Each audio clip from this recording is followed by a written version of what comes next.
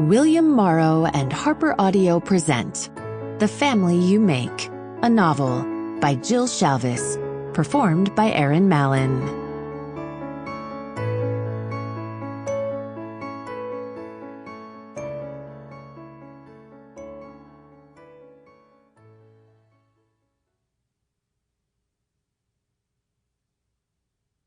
Chapter 1.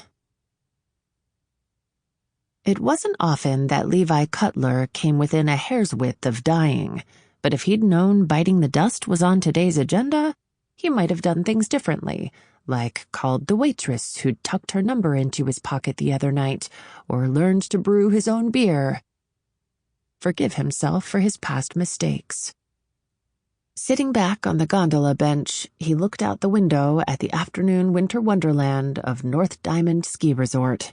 The sky had been clear when he'd arrived, but in the past 20 minutes, that had changed. Snow came down like white fire and brimstone, leaving visibility at 0. He knew what he'd see if it had been clear: 360 degrees of jagged, snow-covered mountain peaks stretched as far as the eye could see, and a glimpse of Lake Tahoe due east. Its waters so blue, so deep and pure, you could see a dinner plate 300 feet beneath its surface. One of his favorite science facts, and he had many, was that if by some cataclysmic event the entire lake tipped, the spillage would cover California under 14 inches of water. As a kid, he'd really wanted to see that happen. As an adult, he preferred the water right where it was. A gust of wind jostled the gondola. The storm that no one had seen coming was kicking into gear. He'd hoped to get a few runs in before having to face the reason he was back in Tahoe in the first place, but that wasn't seeming likely. Nearing the top of the mountain now, the gondola rose past towering pine trees coated in thick, powdery snow, swaying in the wind, resembling 200-foot-tall ghosts. The gondola, built for sturdiness, swayed with the trees, giving him a quick, stomach-dropping vertigo.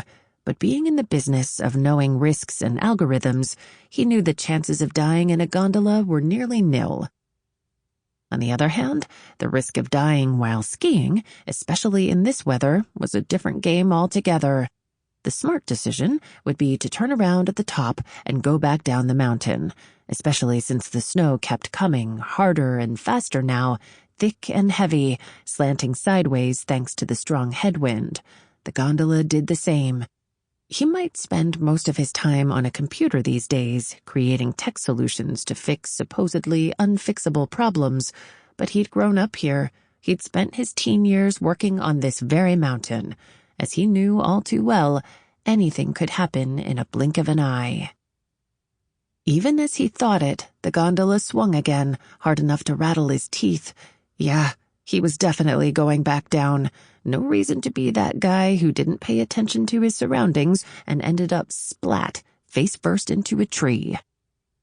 The gondola peaked the top ridge and slowed as it slid toward the end of the ride. A lift operator opened the door.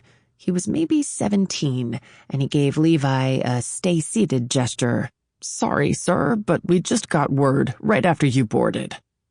"No problem." Levi had been there, with his job on the line, as he told belligerent tourists that no, as a matter of fact, they couldn't risk their lives on the mountain. "Need any help clearing people out?" The kid shook his head. "We've been sending guests back down and got almost everyone off the mountain. The gondolas in front of you are empty. We're just waiting on one more employee. After she loads, I'll be right behind you on a snowmobile." A woman appeared in the doorway.